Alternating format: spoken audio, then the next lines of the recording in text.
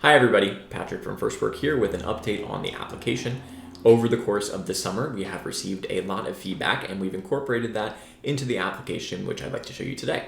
So here we're going to open up the FirstWork application and we're going to quickly fly through the initial setup process and we'll find ourselves on a brand new page, which is the tutorial page.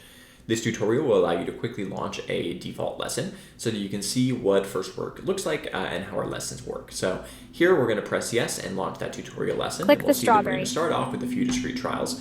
We'll pan out of the application and we'll see that the fun applications which we previously selected are not available for use right now, which is how FirstWork is intended to work.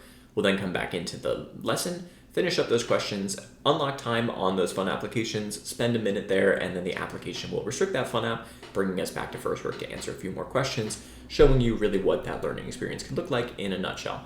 And this is, of course, if you have that restriction mechanism turned on.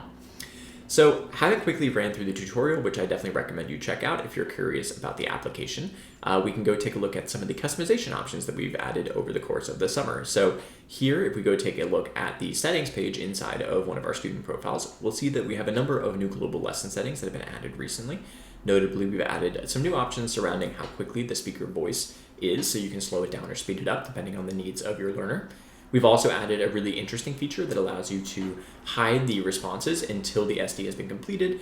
This can be a great fit for learners who are trying to answer questions really quickly and might benefit from a little bit more time for that whole SD to be completed before they try to submit a response. So lots of really cool new options here in this global lesson settings.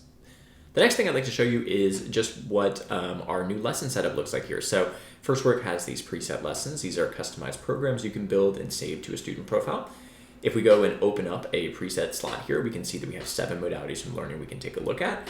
Here, we'll take a look at receptive ID, and we can see that there's a huge set of targets that we can select from when we're customizing our lessons. So here we can select a handful of them that are relevant to us.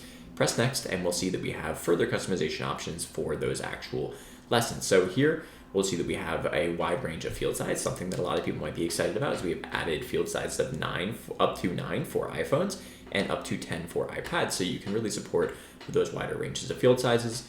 We also have some really exciting features like lesson difficulty, which makes it possible for you to choose how similar distractors are to the correct answer, making it much more difficult to make that assessment. So that's something that's really cool you can do with the application that's difficult to do with cards.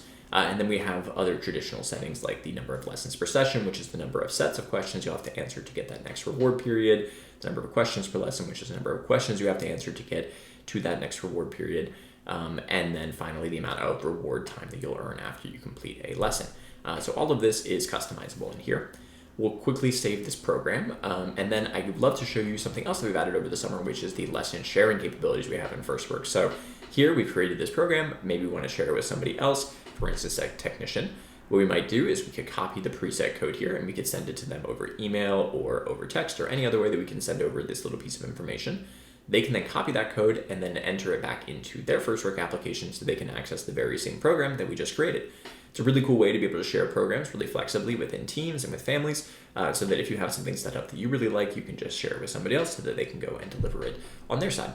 So definitely something to take advantage of, especially if you're working in a collaborative setting and you have programs that you would like to be sharing. Here, I'd also love to quickly launch this lesson just so we can take a look at what this field of 9 looks like. Here I am on an iPhone, so 9 is the largest that the application supports.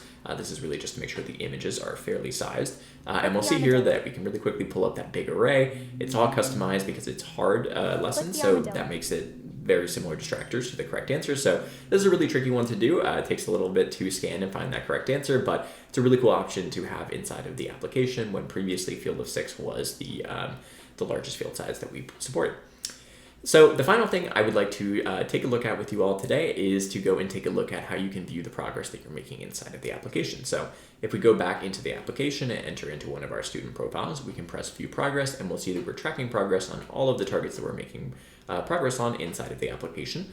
We can quickly press on one of these and we'll see that the data is collected every time that we submit a response. So we're tracking the progress automatically, so you always have access to that. And of course, this will happen every day, so you can see that progress that's being made over time. So always good to take a look at the progress section as you're making progress so you know what's going on. So Thank you so much.